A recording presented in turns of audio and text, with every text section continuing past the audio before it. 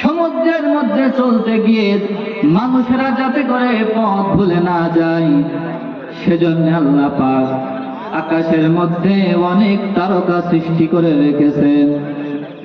মরুভূমির মধ্যে মানুষেরা চলতে গিয়ে যাতে করে পথ ভুলে না যায়, সেজন্য আল্লাহ পাক মরুভূমির মধ্যে অনেক নিশানা তৈরি করে রেখেছেন। পাহাড়ের মধ্যে মানুষেরা চলতে গিয়ে যাতে করে পথ পানির অভাবে মরে না যায়, পানির অভাবে যেন কোনো মানুষ মরে না যায়, সেজন্য আল্লাহ পাক পাহাড়ের মধ্যে পানির ঝর্ণা সৃষ্টি করে রেখেছেন। তেমনি ভাবে মানুষ যেন আঁকা বাঁকা পথে না চলে যায়, পথের দিশা যেন হারিয়ে না ফেলে, সেজন্যই আল্লাহ পাক দিয়েছেন কোরআন।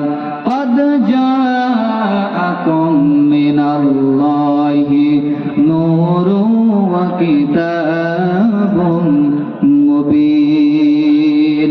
আল্লাহ পাক বলেন মানুষ যেন পথ ভুলে না যায়, পথের দিশা যেন হারিয়ে না ফেলে, সেজন্যই আমি মানুষের কাছে গাইডলাইন দাতা হিসেবে কোরআনুল কারীমকে মানুষের মাঝে নাজিল করে দিয়েছেন। বলেন সুবহানাল্লাহ।